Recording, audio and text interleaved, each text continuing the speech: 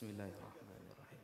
Assalamualaikum warahmatullahi ta'ala wabarakatuh. Mana suaranya ini? Kayaknya Islam semua ini kan. Assalamualaikum warahmatullahi wabarakatuh. Sekali lagi, Assalamualaikum warahmatullahi wabarakatuh.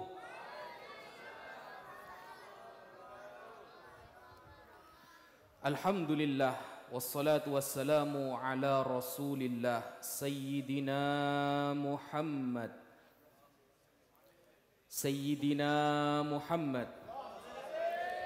ibni Abdillah wa ala alihi wa sahbihi wa man walah, amma ba'd. Yang Al-Fakir muliakan seluruh habaib, para ulama, para kiai, para asatidah, wa nakhussu bidzikr Al-Habib Mahdi bin Idrus Al-Habasyi sahibul bait, dan tak lupa pula kepada seluruh jamaah muslimin yang hadir pada malam hari ini. Insyaallah pertemuan ini dipenuhi dengan rahmat Allah. Pertemuan kali ini akan menjadi tanda nanti di akhirat kita akan bertemu kembali tahta liwa'i Sayyidina Muhammad sallallahu alaihi wasallam. Dan semoga di akhirat kita dijadikan umat yang diridhoi oleh Allah, dipilih sebagai umat yang mendapatkan syafaat dari Rasulullah sallallahu alaihi wasallam. Meneruskan apa yang disampaikan oleh salah seorang ulama yang barusan, bahwa inti dari apa yang beliau sampaikan itu adalah satu. Apa intinya?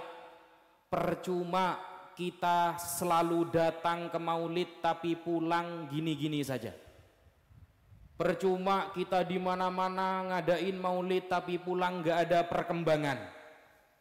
Percuma kita datang ke tempat yang penuh dengan barokah, dekat dengan ulama, bahkan setelah ini kadang foto-foto bareng ulama, tapi foto hanya menjadi pajangan, nggak ada efek sama sekali dengan akhlak kita, nggak ngefek sama sekali dengan ibadah kita, nggak ngefek sama sekali dengan belajar kita. Apa gunanya pengajian besar-besar, datang jauh-jauh tapi pulang?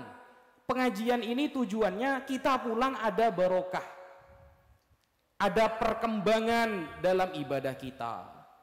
Yang kemarin nggak pernah baca sholawat, sekarang semakin bertambah sholawatnya. Yang kemarin sama sekali nggak pernah belajar fikih, apa itu syarat sah sholat, apa itu batal-batalnya sholat, sama sekali nggak tahu. Setelah datang ke pengajian, dekat dengan ulama, foto bareng ulama, akhirnya pulang ada perkembangan, pengen tahu. Di mana-mana kamu adalah umat Rasulullah. Ya, saya umat Rasulullah. Apakah kamu cinta kepada Nabi? Ya, saya cinta kepada Nabi. Siapa saja nama istri Nabi? Gak ada yang hafal. Nah, itu bukan cinta, saudara. Itu carpak namanya, saudara. Tahu carpak mbian ki? Carpak itu congocoh. Apa congocoh bahasa Surabayanya? Bohong. Cinta kepada Nabi, nama anak Nabi aja kita gak tahu. Cinta kepada Nabi, istri Nabi yang hafal cuma Khadijah sama Aisyah. Gak pernah punya penasaran siapa saja keluarga Rasulullah. Gak pernah punya rasa penasaran apa saja yang disukai Rasulullah sallallahu alaihi wasallam. Bukan cinta namanya. Kalau cinta sudah melekat, tai kucing itu rasa coklat, Pak. Biasanya seperti itu. Nah, bagaimana kemudian kita mengatakan umat Nabi? Gak usahlah ngaku-ngaku kita adalah umat yang terbaik. Todus, Pak. Ku lebih impian sedojo adalah umat terbaik. Terbaik nah apa nah? Terbaik apanya kita ini? Kalau sahabat mengatakan kita umat terbaik, pantas. Para kiai, para ulama mengatakan saya adalah khairul ummah, fi hadzal zaman, pantas. Kalau kita apa yang mau dikatakan terbaik? Yang ada kita itu malu mengaku umat Nabi Muhammad. Tidak usah ke cucu, umat aja kita kadang malu, Pak. Cucu itu terlalu keren, Pak. Kita ngaku umat Nabi saja malu kadang. Sunnah-sunnahnya gak ada sama sekali. Belajar agama malas. Ada majelis, jangankan datang, Pak, lewat saja gak pernah. Alasannya apa? Banyak alasannya. Lalu di media sosial atau di warta berita kita mengatakan saya adalah. Jangan, saudara. Nabi itu nabi yang paling keren. Nabi Muhammad itu adalah khairul anbiya. Masa khairul anbiya punya umat syarrul ummah? Kan tidak mungkin. Kalau nabinya kelas VIP, maka seharusnya umat juga harus kelas VIP. Kan begitu. Maka Sayyid Muhammad bin Alawi Al-Maliki, ini saya bawa kitab. Kenapa saya bawa kitab? Agar terarah, ngobrolnya terarah. Saya kalau gak ada kitabnya nanti takut termandeman, Pak, gitu. Takut datang soalnya sekarang itu terlalu banyak fitnah, jadi kadang ngomong itu bisa kemana-mana nanti. Makanya saya bawa kitab. Nah, kita akan datang ke sini niatnya bangga kepada Rasulullah, memperingati kelahiran Rasulullah. Betul apa tidak? Bangga enggak kepada Rasulullah? Cinta enggak kepada Rasulullah? Kita datang ke sini menunjukkan cinta enggak kepada Rasulullah? Cinta kan? Kita datang ke sini kan bukan sekedar datang ke acaranya Habib Mahdi kan? Tapi Habib Mahdi mengadakan acara agar kita menunjukkan kita ini umat Rasulullah. Kalau ada panggilan Maulid Nabi ya datang, karena kita umat Rasulullah. Kalau jenengan umatnya Nabi Isa, hari Minggu datangnya pagi-pagi. Kan begitu. Nah, kita umat Rasulullah ada panggilan Maulid ya datang. Kecuali sibuk. Kalau ada kesibukan, nggak apa-apa, udzur syar'i. Nah, di sini beliau menyampaikan, Sayyid Muhammad bin Alawi Al-Maliki, semoga kita dapat barokahnya beliau. Beliau menyampaikan di dalam kitab ini, namanya kitab Al-I'lam bi Fatawa A'immatil Islam Haula Maulidihi alaihi salatu wassalam. Sayyid Muhammad bin Alawi Al-Maliki Al-Hasani Al-Makki. Ini bukan kitab Ba'alawi ya. Jangan dipotong videonya. Wah, itu kitabnya Ba'alawi gitu nanti. Jangan ya. Ini Sayyid Muhammad Al-Hasani. Ya, Sayyidina Hasan. Bukan Ba'alawi. Saya enggak bawa Ba'alawi di sini. Nah. Wa ma'lum. Apa kata beliau? Wa ma'lum annahu laisa indana fil Islam illa idani. Kita di dalam Islam cuma punya 2 hari raya. Di dalam Islam itu kita cuma punya 2 hari raya. Ingat-ingat. Yang pertama Al-Fitr wal Adha. Yang pertama namanya Idul Fitri, yang kedua namanya Idul Adha. Cuma 2. Hari raya umat Islam cuma 2, Idul Fitri, Idul Adha. Bukan tanggal 1 Masehi, Pak, bukan. Tanggal 1 Masehi itu bukan hari raya kita. Itu hari raya penyembah matahari. Ya. Mau tak terima debat deh. Hari raya penyembah matahari. Ada sanadnya. Ada sanadnya. Nah, hari raya kita itu 2, Idul Fitri sama Idul Adha. Lakin Yaumul Maulid akbar wa a'zam minal id wa in kunna la nusammihi idan. Tapi Maulid Nabi Muhammad sallallahu alaihi wasallam adalah hari raya yang paling agung, yang paling besar, yang paling pantas kita rayakan meskipun kita tidak menyebutnya sebagai hari raya. Walau lam nusammihi idan. Meskipun bukan sebutan dengan hari raya, maka Maulid Nabi, kata Sayyid Muhammad, adalah hari yang paling pantas dirayakan. Paham? Maka kalau Idul Fitri jenengan mandi di pagi hari, niat mau sholat Idul Fitri, maka seharusnya ketika maulid Nabi bukan hanya mandi, tapi menggunakan parfum, menggunakan pakaian yang paling bagus. Karena di hari inilah di mana orang yang membuat kita sekarang ini ada dalam hidayah dilahirkan.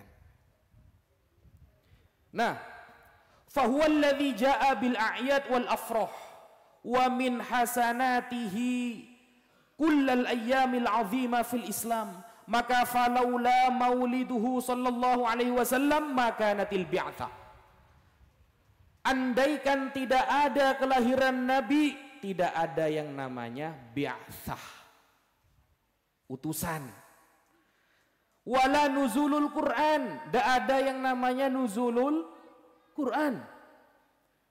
Walal Isra wal Mi'raj, andaikan Nabi saat ini tidak dilahirkan, tidak ada yang namanya Isra wal Mi'raj. Walal hijrah, gak ada istilahnya hijrah. Walan nasr fi Badr, tidak ada yang namanya pertolongan di perang Badar. Walal fathil a'dham, dan tidak ada yang namanya pembebasan kota Mekah dan lain sebagainya, itu gak ada. Lianna kulla dzalika muta'alliq bihi sallallahu alaihi wasallam wa bi maulidihi alladhi huwa manba'u tilkal khairat al-'azimah. Karena seluruh kejadian-kejadian yang agung di dalam Islam semuanya pasti berkaitan dengan dzatiyah Nabi Muhammad sallallahu alaihi wasallam. Tidak akan ada Idul Fitri kalau gak ada Nabi Muhammad. Gak akan ada Idul Adha. Kita gak akan merayakan Idul Adha sekarang kalau gak ada Rasulullah. Maka kita sebagai umatnya tunjukkan rasa bahagia, rasa taat kita kepada Rasulullah sallallahu alaihi wasallam di bulan Maulid ini, September. Ini kan ya, akhir Agustus sampai akhir September. Minimal tunjukkan, apakah harus ngadain acara besar? Tidak. Jenengan punya uang 50.000, bersedekah kepada fukara, niat mengikuti Nabi dan memperingati kelahiran Rasulullah, itu bagus daripada tidak sama sekali. Tidak harus kemudian mengadakan acara besar yang habis sampai puluhan juta, enggak. Buat apa acara besar kalau akhirnya kalian tidak mengamalkan isinya? Jadi coba dari sedikit-sedikit dulu. 100.000 sedekah kepada keluarga-keluarga yang enggak mampu. Sepupu misalnya, 2 pupu, paman, bibi. Di bulan-bulan Maulid ini, apalagi ada majelis ilmu, ada majelis Maulid, meskipun hanya 1 dos, meskipun hanya 1 dus air, bismillah, mungkin air ini nggak bisa mengampuni dosa-dosaku yang besar, tapi minimal Allah tahu bahwa saya sekarang sedang gembira dengan kelahiran Nabi saya Muhammad sallallahu alaihi wasallam. Sama seperti alasan semut yang ingin menyelamatkan Nabi Ibrahim. Nabi Ibrahim mengatakan kepada semut, wahai semut, ngapain kamu bawa air? Apa kata semut? Wahai Nabi, saya tahu air yang saya bawa tidak bisa memadamkan apimu, tapi minimal Allah tahu saya ada di barisanmu. Kan seperti itu. Masa kalah sama semut?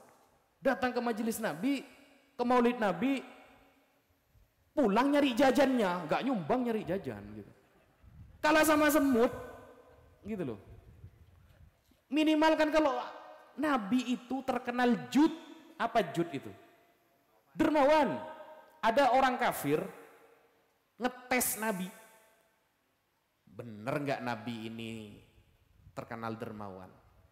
Akhirnya dia minta kambing ke Nabi, bukan minta apa-apa, minta kambing. Karena minta kambing, Nabi Muhammad ini adalah orang yang nggak cinta dunia, dikasih kambingnya sama Nabi. Lalu apa kata orang kafir ini? Wallahi inna Muhammadan la yu'ti ata'an ma yakhaful faqra. Demi Allah, kata orang kafir ini, saya kalau ngetes Muhammad seperti orang yang gak pernah takut fakir dia itu. Kalau ada majelis maulid, hati itu seharusnya gak usah diajari. Ya Allah, saya punya 20.000, hanya bisa beli air santri. Semoga ini yang menyebabkan saya nanti kumpul dengan Rasulullah. Gitu kan kalau umat, nah itu khairul ummah namanya. Kalau Bani Israel, mohon maaf Pak, kalau Bani Israel itu Nabi Musa punya daging 1 kilo, Nabi Musanya gak dikasih dagingnya, yang ada kena azabnya Pak. Nabi Musa itu disusahin terus sama Bani Israel. Ini perbedaan ya antara Bani Israel dengan umat Islam. Nabi Musa selama hidup, Nabi Musa yang selalu berkorban. Bani Israel itu nyusahin Nabi Musa. Tapi Nabi Muhammad Pak, selama hidup tercatat di seluruh kitab-kitab sirah, jangankan Nabi butuh apapun Pak. Semua sahabat itu jangan dikira sahabat gak ada yang kaya raya. Abdurrahman bin Auf, Uthman bin Affan. Andaikan Nabi bilang 1 kali saja semuanya berebut ingin ngasih Nabi. Itu bedanya umat Nabi Muhammad dengan Bani Israel. Jadi kita ini sebenarnya umat Islam cap Bani Israel atau umat Islam cap Nabi Muhammad, begitu. Kalau ada orang yang berjuang misalnya ya, Palestina, Gaza, gak usah disuruh. Kita tidak punya harta, sampaikan tentang Palestina dimanapun semampu kalian, karena kata Rasulullah, jahidul musyrikin bi amwalikum wa anfusikum wa al sinatikum, walaupun hanya dengan lisan. Itu orang Islam.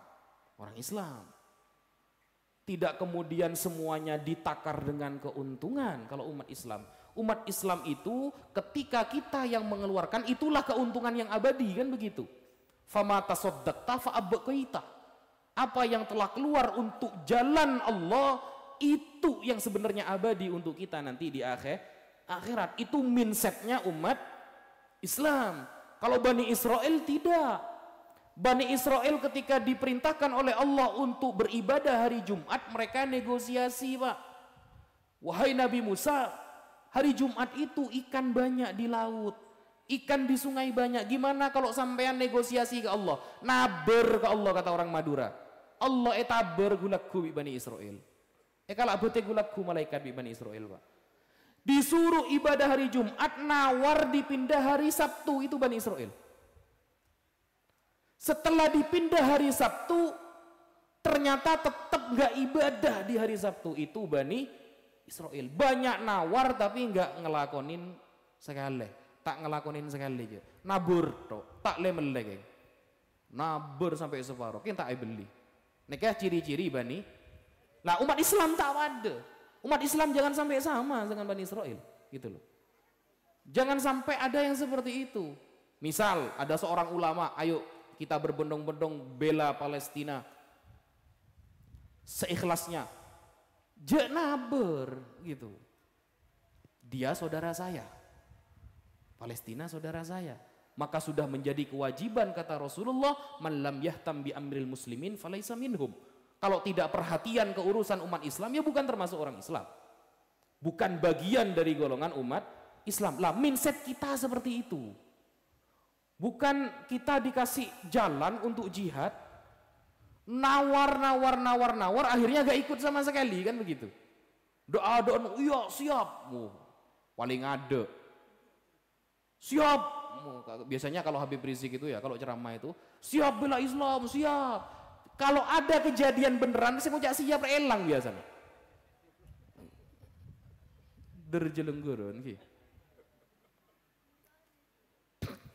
Allahu Akbar, rame. Ketika ada beneran musuhnya, elang kebi Pak.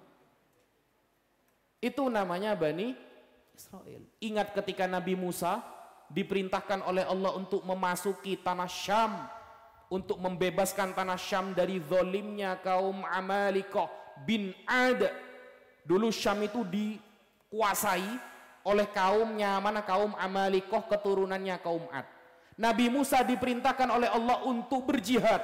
Musa jihad, masuk Palestina, masuk Syam, kalahkan Amalikoh karena mereka zalim di sana. Apa kata Bani Israel? Apakah kemudian Bani Israel berani? Tak bengal Bani Israel Pak. Di dalam surah Al-Maidah ayat ke-21, ya qaumi dkhulul ardal muqaddasata allati kataballahu lakum wa la tartaddu ala adbarikum fatanqalibu khasirin. Kata Nabi Musa, ayo masuk ke tanah ini yang telah Allah sucikan buat kalian, jangan mundur, jangan takut, maka kalian akan rugi. Apa kata Bani Israel diajak berjihad oleh Nabi Musa? Musa, kaum Amalek kore jura aja Musa. Ku lebih impian gini. Secara akal kalah ku lebih impian, pun adung tedungan beja. Aji, ajak perang ajak tedung. Kaum Bani Israel. Padahal kata Nabi Musa, wal falatar taddu ala adbarikum fatanqalibu khasirin. Bean mun sampai mundur celaka bendeki. Maka apa yang Allah berikan kepada Bani Israel gara-gara tidak mau berjihad? Qala fa innaha muharramatun alaihim arba'ina sana yatihuna fil ardi. Maka tanah Syam yang sekarang lagi jihad itu diharamkan dimasuki Bani Israel sampai 40 tahun. Sampai 40 tahun Bani Israel tidak boleh menyentuh tanah itu. Padahal Islam itu jihad menang dapat ghanimah, kalah dapat surga. Kalau menang kita dapat ghanimah, kalau kalah kita dapat surga. Gitu. Nah, kemudian di dalam kitab ini dijelaskan begini gua, Pak. Ini Maulid Nabi nih, Pak ya. Maulid Nabi. Sekarang saya bertanya, sebelum saya baca ibarat ini saya bertanya, jenengan yakin gak kalau Rasulullah hadir? Mau tak yakin, kula pelai mana Pak? Berarti Wahabi kan tuh nih. Yakin gak kalau Rasulullah setiap Maulid itu hadir? Yakin? Tak kok berzano, sering tak kata elak Gus, tak pati yakin gue. Tak kok dia, gitu. Yakin ya? Ini saya baca ibaratnya ya. Jadi Rasulullah itu satu-satunya manusia ya, yang memang Allah ciptakan itu secara VVIP, secara spek tinggi. Rasulullah itu yatakhallaqu bi takhalluqi rabbih. Kalau Allah itu Al-Ahad, Esa, maka yang Al-Itsnain itu adalah Rasulullah sallallahu alaihi wasallam. Makanya Rasulullah lahirnya Lailatul Itsnain. Kalau Allah Al-Ahad, maka Rasulullah adalah Al-Itsnain. Tidak ada pembatas di antara keduanya. Rasulullah adalah satu-satunya manusia yang berani mengatakan ana awalul muslimin. Coba jenengan buka di dalam Al-Quran dari surah Al-Fatihah sampai surah An-Nas, tidak ada kata-kata seberani Rasulullah mengatakan ana awalul muslimin. Aku orang pertama kali yang beriman kepada Allah. Aku orang pertama kali yang Islam, berserah diri kepada Allah. Makanya Rasulullah secara tegas dalam hadis mengatakan, sebagaimana maulid Nabi yang kita baca tadi, bahwa awwalu ma khalaqallah nuru nabiyhi Muhammad. Yang pertama kali diciptakan oleh Allah adalah nur Nabi Muhammad. Nabi Muhammad dalam hadis sahih mengatakan, kuntu nabiyan wa Adam lamun jadilun fitinihi. Aku sudah jadi nabi saat Nabi Adam masih diproses penciptaannya.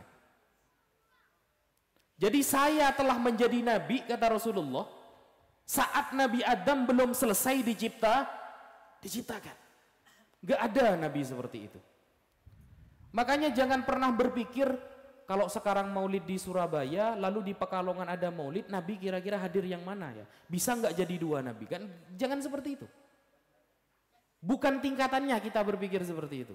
Kita dari sini Pak jalan ke Bromo, sama-sama manusia, sama-sama punya kaki dua. Belum tentu saya dulu yang nyampe, belum tentu jenengan dulu yang nyampe. Padahal sama-sama manusia. Padahal sama-sama punya dua kaki. Sama-sama makan nasi. Tapi kita jalan setat dari sini sampai ke Gunung Bromo, belum tentu jenengan dulu yang nyampe, belum tentu saya dulu yang nyampe. Sama. Nabi Muhammad basyarun lakal basyar, bal huwa kal yakuti bainal hajar, seperti permata di atas para batu. Lah, Nabi Muhammad setiap ada orang yang menyebut nama beliau, roh beliau didatangkan oleh Allah. Bukan kata saya, kata Sayyid Muhammad bin Alwi Al-Maliki Al-Hasani Al-Makki, seorang ulama hadis Dan beliau mengutip pendapat para ulama. Makanya saya bawa kitab Sayyid Muhammad.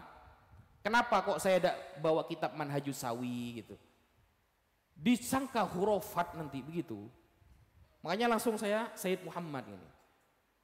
Nah, karena begini, dikira kitab-kitab para ulama kita itu gak sama gitu loh.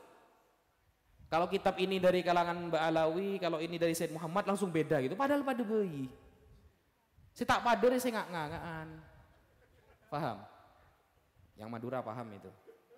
Nah, di sini kita baca ya. Ma hukiya ana ibn Allan al-Makki lamma qara al-Bukhariya fi hajaril Ka'batil musyarrafah li jama'atin min talamidhihi. Suatu saat ada ulama yang bernama Ibnu Allan al-Makki, orang Mekah. Orang Mekah ini ya. Bukan Habib ya. Orang Mekah. Saya cerita ulama. Ibnu Allan ini ulama madhab Syafi'i yang hidup pada abad ke-10. Ulama terkenal, ahli hadis, ahli tasawuf. Ibnu Allan al-Makki. Suatu saat beliau ini ngaji kitab Sahih Bukhari di dekat Ka'bah. Ngaji kitabnya mana Sahih Bukhari. Semaan Ka'bah. Nah, beliau mengaji li jama'atin min talamidhihi bersama murid-muridnya wa baqiya ala khatmihi nahwa thalathati majalis. Kira-kira kurang 3 kali pertemuan itu hatam. Jadi ngaji kitab Bukhari itu sudah lama. Kira-kira kurang 3 kali pertemuan itu akan hatam. Nah, kemudian ista'dzana ahadu talamidhihi fi safarihi li ziyarati Rasulillah sallallahu alaihi wasallam. Ada satu muridnya minta izin kepada beliau. Kiai, saya mau izin, mau ziarah ke Madinah, mau ziarah ke Rasulullah sallallahu alaihi wasallam. Nah, maka fatalaba ta'akhurahu ila ayyatimma sima'ahu khatmal Bukhari fa'aba ila ayusafira ghadan. Akhirnya Imam Ibnu Allan itu tidak mengizinkan. Kalau kamu mau ziarah ke Nabi, karena hataman kitab Bukhari ini sudah tinggal 3 kali pertemuan, coba kamu akhirkan saja. Nanti setelah hatam baru kamu ziarah kepada kuburan Rasulullah. Ternyata muridnya retambeng, mangkalang Pak kalau kata orang Madura. Gak mau, dia langsung pengen besok berangkat ziarah kepada Rasulullah. Ditinggal majelisnya yang di sini, gak mau ikut majelis, gak mau ikut ngaji baca kitab, gak mau ikut maulid Nabi. Pengennya langsung ziarah ke Nabi. Nah, falamma nama lailatal yaum alladhi azama ala safari fihi ra'an nabiyya sallallahu alaihi wasallam qadiman minal Madinah ala naqatin lahu. Malam-malam dia mau berangkat, ketika beliau tidur hendak mau berangkat ke Madinah, ternyata pada malam hari itu murid Imam Ibnu Allan ini bermimpi ketemu Rasulullah sallallahu alaihi wasallam. Bermimpi Rasulullah naik onta. Ketika naik onta, wa afadahu lamma sa'alahu anna kudumahu sallallahu alaihi wasallam liyahdur darsa syaikhihi Ibnu Allan li khatmi sahihil Bukhari.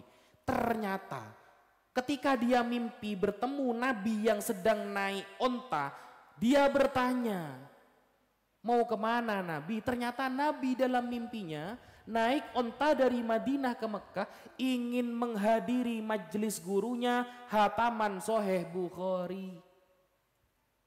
Rasulullah sallallahu alaihi wasallam.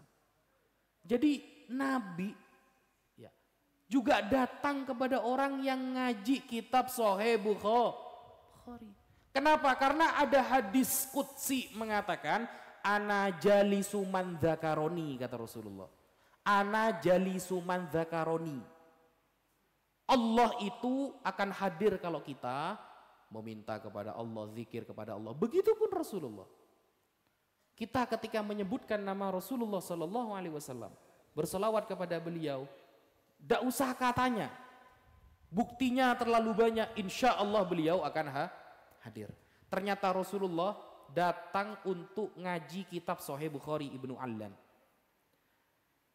Faqama minan naum aziman ala ta'akhurihi an safarihi ilal Madinah liyahdhur ma'a Rasulillah sallallahu alaihi wasallam khatmal Bukhari wa akhbara syaikhahu bimanamih.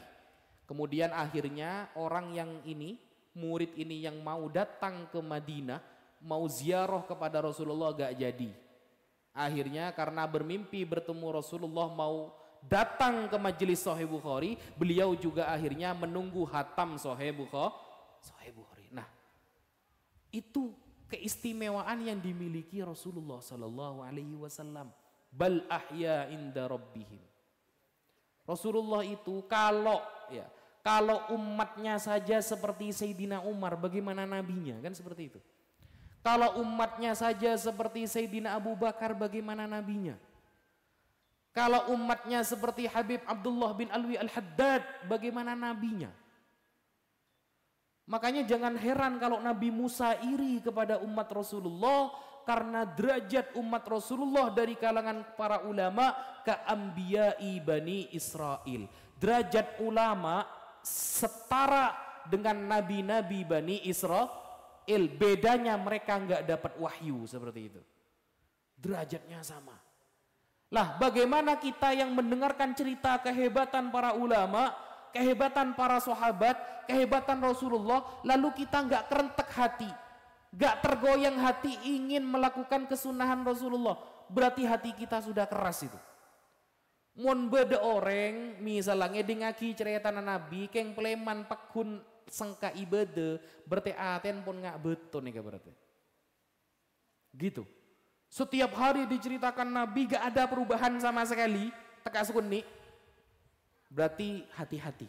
Kalau kata Imam Hasan Al-Basri, ya, Imam Al-Hasan Al-Basri itu punya 3 resep. Ciri-ciri orang yang sudah akan jauh dari hidayah, dan ciri-ciri orang yang sudah dipersiapkan tempatnya di neraka ada 3. 1, baca Quran tidak nikmat. Kalau sudah baca Quran tidak nikmat, itu ciri-ciri. Falyatabawa maq'adahu minan nar. Baca Quran sengkah. Setahun tak toman hatam sekali. Sampai lebih sering ya, kalau kata Habib tadi itu, lebih sering lihat handphonenya seperti itu. Baca Quran dek sekali. Marai tanyakin bikulah, saya rasa sebulan sekalian hatam atau paling sombong. Jangankan sebulan sekali, setahun sekalian ya. 1 tahun sekali, kadang kita hataman itu karena ikut terawih yang ada tadarusannya, betul. Ya. Dia mari darusan ini berdintar darusan, nyari jajan bi rokon. Masjid di mapan rokon, surya beri biji samsu, lah darusan di bayinya. Marah, malaikat ikalak beteku lagu. Ya. Kan begitu. Itu pun darusan, tadarus, itu kadang kita itu bukan baca Quran. Cuma karena ingin seperti orang yang ngabsen di kerja langsung boleh dia loh. Sementing mecah ya, sementing ada darusan. Sepenting darusan. Benih darusan ro penting, tapi sepenting darusan. Kan gitu. Kalau dulu Wali Songo berhasil menjadikan wayang menjadi alat dakwah. Mun setia umat tengah wayang ngabi. Tebeli gua. Bengen gitu. Bengen. Bedanya itu sekarang sama dulu. Kalau dulu Wali Songo ya, wayang pun jadi jalan dakwah itu, jadi wasilah dakwah. Kalau sekarang umatnya kayak wayang-wayang semua gitu. Sehingga kita ada di majelis seperti ini tidak lain untuk agar ada penambahan iman, Pak. Mulai nambah iman aku lebih impian.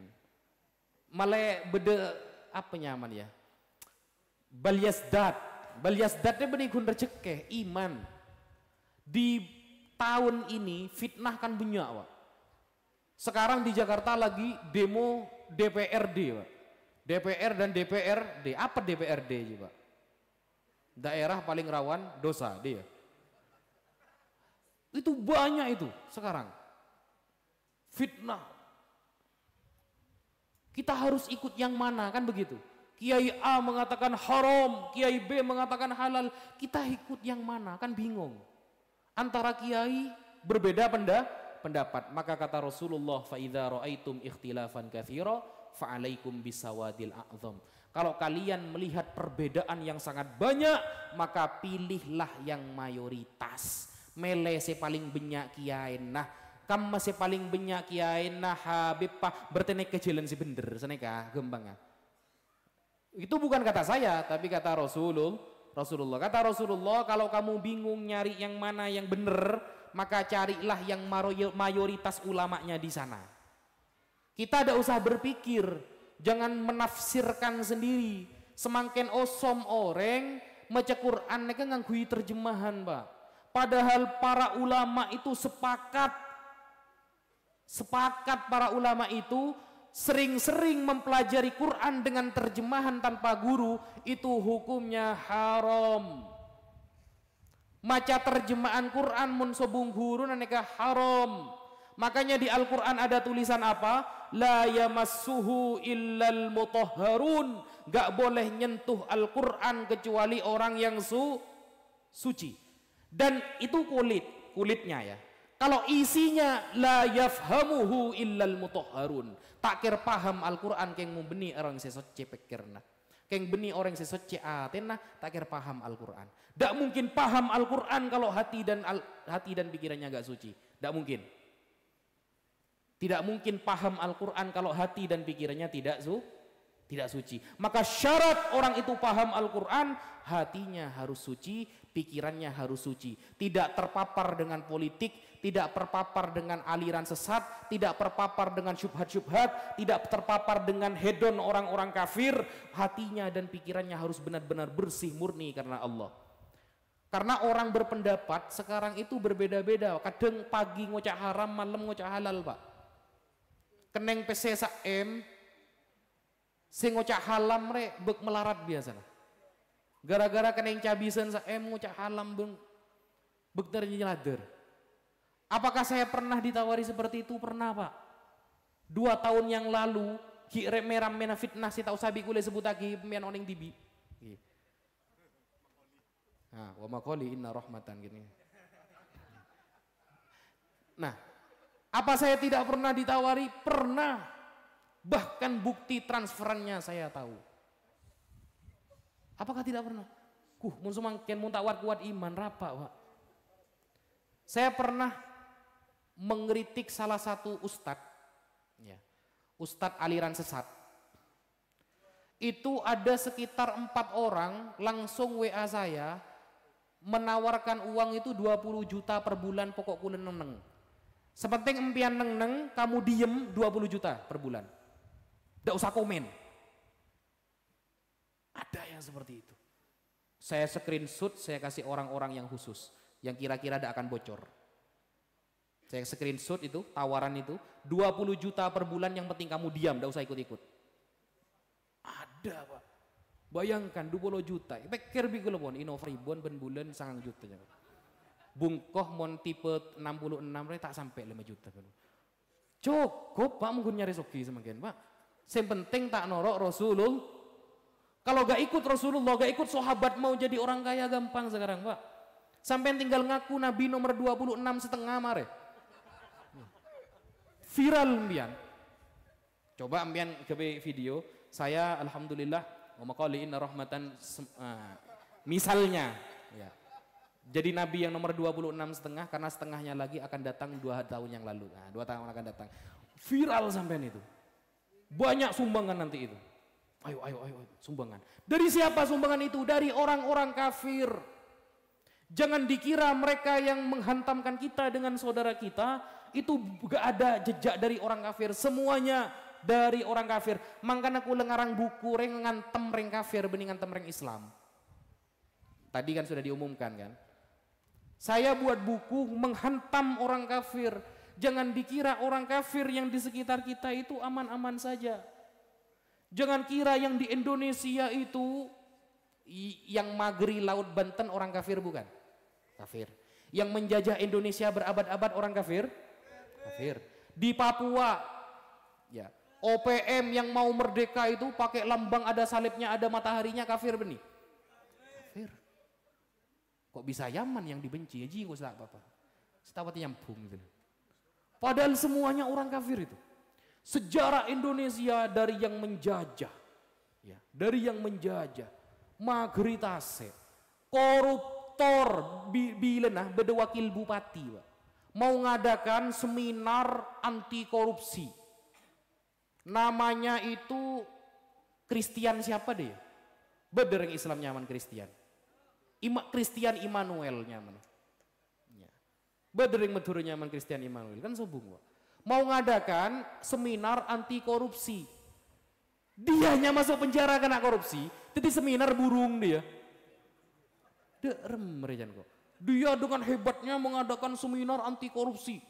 Bagaimana kita tidak bisa korupsi di jabatan-jabatan pemerintah. Dianya kapan hari kena? Jadi seminar burung dia. Bayangkan, yang koruptor rata-rata dari orang-orang kafir. Kok kita bisa tengkar sesama saudara Islam itu loh? Sekarang itu kita hidup di mana orang yang mengaku NU dan Muhammadiyah seolah-olah musuhan antara A dengan B. Betul apa tidak, Pak? Kita kalau ketemu saudara kita Muslim yang Muhammadiyah seolah-olah dia itu lawan sekarang. Padahal dia adalah saudara kita. Kiblatnya sama, Qur'annya sama, nabinya sama. Tapi seolah-olah kamu NU, ya saya Muhammadiyah. Seolah-olah hati kita langsung tek, tang mosor ya, marah. Padahal musuh yang nyata kita, lantar do angkal Yahud walan Nasoro. Maka ukhuwah Islamiyah kita itu dijaga lagi. Ukhuwah Islamiyah mencintai selama nabinya sama, mengguntak pada organisasi dia sama, kiblatnya Nabi sama, Tuhan sama, Quran sama, kitabnya sama, selesai tak usah bahas. Sampean kan tidak kunut, saya kunut, saya salah, saya tak bejeng, saya tak kunut, Pak. Sampean mau kunut, tidak kunut terserah. Sampean terawih 20 rakaat bagus, saya 20 rakaat. Mau terawih 8 rakaat terserah. Tapi jangan gara-gara tarawih kita mengadakan dosa baru yang namanya adawah bainal muslimin. Gara-gara beda jumlah tarawih kita musuhan sesama umat Rasulullah. Musuhan tu seraja, terabih hukumnya sun. Mbak ndak terabih tak apa aja gitu. Jangan gara-gara terabih empian amusuhan di umat Rasul. Itu sekarang mindset kita dibawa ke sana. Mindset cara berpikir kita sekarang dibawa ke barat-baratan, padahal satu-satunya orang yang dakwahnya hanya 23 tahun sukses di tempatnya mengislamkan semua orang hanya Nabi Muhammad. Nabi Muhammad diutus oleh Allah ke Arab, secepat kilat Allah ganti Arab menjadi bangsa yang ilmiah. Semuanya sampai detik ini mayoritas umat Islam. Tapi kemudian selain Nabi Muhammad datang ke barat, secepat kilat barat sekarang kita saksikan banyak yang menjadi ateis. Kira-kira barat itu agamanya apa mayoritas sekarang? Ateis tadi agama. Gak punya agama. Maka kita harus bisa menempatkan mana musuh, mana saudara. Di mese moso, di mese tretan. Mon pancen angko, je angko ke tretan. Mon pancen angko mangkat ke Israel terus tahu angko. Jek kau mau angko ketretan, jangan sok-sok berani ke saudara sendiri. Maka ciri-ciri sifat sahabat Nabi, walladzina ma'ahu asyidda'u 'alal kufar waruhama'u bainahum. Mun ketretan lemah lembut, kalau ke saudara lemah lembut, kalau ke orang kafir kita tegas. Tegas ya, bukan keras, tegas. Orang kafir kalau baik kepada kita, kita harus lebih baik. Karena Al-Quran pertama kali ayat yang muncul adalah Bismillahirrahmanirrahim, dengan menyebut nama Allah yang Maha Kasih. Jadi Allah memperkenalkan pertama kali dirinya di dalam Al-Quran itu dengan sebutan kasih. Maka seharusnya kita sesama manusia saling mengasihi. Siapapun dia, apapun agamanya, kalau baik kepada kita, maka kita harus lebih baik. Tapi siapapun dia, kalau jahat kepada saudara kita, menghantam saudara kita, maka kita harus tegas. Mun pancen angko dateng ke Israel, cek kau ma angko bi tretan di Gak ada gunanya Pak. Sampai angkuh kepada sesama umat Islam yang dapat dosa. Niat saja mencelakai umat Islam sampai dapat dosa. Tapi niat saja sampai mau jihad ke Palestina sampai tidak punya biaya. Dengan niat itu sampai sudah dapat pahala. Itu bedanya antara umat Islam dengan Bani Israel. Nah, ibarat yang akan saya baca mungkin ini yang terakhir karena kata panitia jangan lama-lama. Ya. Ada sebuah cerita begini. Ini cerita nyata, Pak. Kakek beliau yang cerita. Sayyid Muhammad ini punya ayah namanya Sayyid Alawi. Sayyid Alawi punya ayah namanya Sayyid Abbas. Ini ya. Hakas Sayyidu Alawi Al-Maliki anna walidahu almarhum As-Sayyid Abbas Al-Maliki rahimahullah akhbarahu annahu hadara fi Baitil Maqdis ihtifalan nabawiyan lailata Idil Milad An-Nabawi tuliya fihi Maulid Al-Barzanji. Suatu saat kakek beliau Sayyid Abbas mendatangi acara Maulid Nabi di daerah Baitul Maqdis. Sayyid Abbas datang ke acara Maulid di Baitul Maqdis di Palestina, Pak. Nah, ketika itu tuliya fihi Maulid Barzanji, yang dibaca saat itu adalah Maulid Barzanji yang dibaca waktu itu. Faidan rajulun asyabu qama bi ghayatil adab min awwalil maulid ila nihayati. Suatu saat ya, di acara itu ada seorang laki-laki dari awal maulid sampai akhir itu mancung berdiri. Bigoyatil adab, dengan adab yang sangat bagus. Berdiri. Jadi pertama datang maulid itu berdiri sampai orang-orang pulang itu berdiri terus. Nah. Kemudian wa afadahu lamma sa'alahu an sababi wuqufihi ma'a kibari sinnihi bi annahu kana la yaqumu 'inda dzikril milad an-nabawi wa ya'taqidu annahu bid'atun sayyi'atun. Dulu dia itu berpendapat berdiri ketika mahalul qiyam itu adalah bid'ah dolalah. Dulu awalnya dia itu punya pemahaman bahwa mancing ketika mahalul qiyam itu adalah bid'ah dolalah.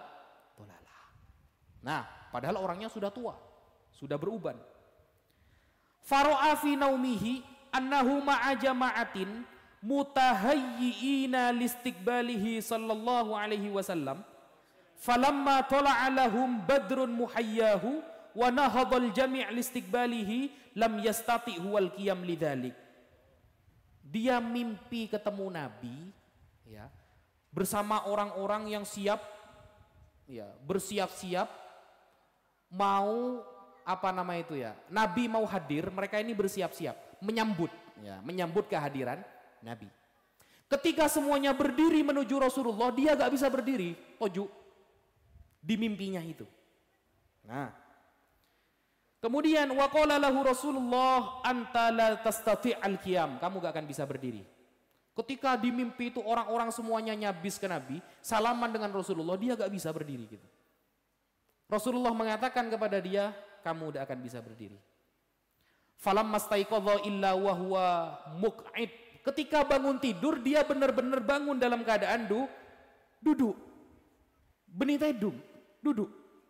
Ini cerita kakek Said Muhammad ini ya. Wa baqiya ala hadzal hal aman, sampai setahun marah. Tojuk sampai setahun. Apa tak temu budun maksudnya? Ya. Duduk sampai satu tahun. Fanadhara insyafahullah min maradihi hadza ayyakuma min awwali qiraatil maulid ila ghayati. Maka dia bernazar, bersumpah kepada Allah, kalau saya sembuh dari penyakit saya ini, gak bisa berdiri, duduk tok, gak bisa berdiri, maka saya akan berdiri kalau ada maulid Nabi dari awal sampai akhir. Dia akan nazar mancing dari awal molot sampai akhir, mau beda molotan kasa, mancing sama lolo.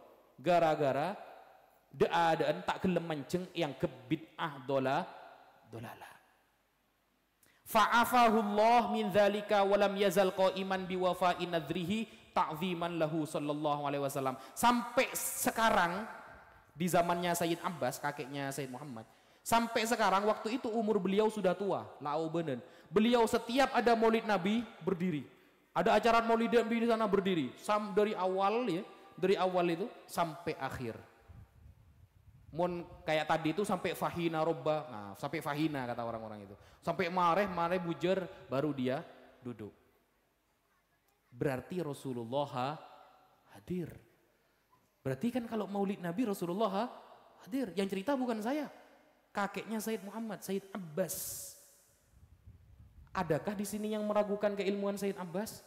Sayyid Abbas saya ratono ulama. Di daerah beliau itu gak ada yang berani sama beliau. Putranya ratunya ulama juga di daerah sana, Sayyid Alawi. Wahabi takut ke beliau. Wahabi takut ke beliau. Nah, berarti kan setiap maulid Nabi, kita membaca Mahallul Qiyam itu berarti Rasulullah tahu. Berarti Rasulullah hadir. Maka ketika maulid mulai detik ini sampai selanjutnya ketika Mahallul Qiyam, kita fokus pikiran itu ke Nabi. Jangan sampai pikiran itu ternyelader, sandal tako elang apa, sandal terenggundu polo ibu, Pak. Elang tak apa-apa mele-pole. Ya. Jangan sampai pikiran kemana-mana, fokuskan bahwa saat ini saya sedang membaca qiraatul maulid dihadiri oleh Rasulullah Sallallahu Alaihi Wasallam. Begitu maksudnya. Kalau jenengan bisa khusyuk, maka apa kata Allah di dalam Al-Quran? La yadurrukum man dhalla idza tadaitum. Tidak akan berbahaya orang yang sesat, sesesat-sesatnya orang tidak akan membahayakan kepada kalian kalau kalian mendapatkan hidayah. Kalau kita sudah dapat hidayah, dapat barokahnya maulid, Allah sentuh hati kita, akhirnya kita dapat hidayah, maka pendapat yang sesat bagaimanapun kita apapun loros. Seperti apapun fitnah di akhir zaman, maka hati kita tetap istiqomah.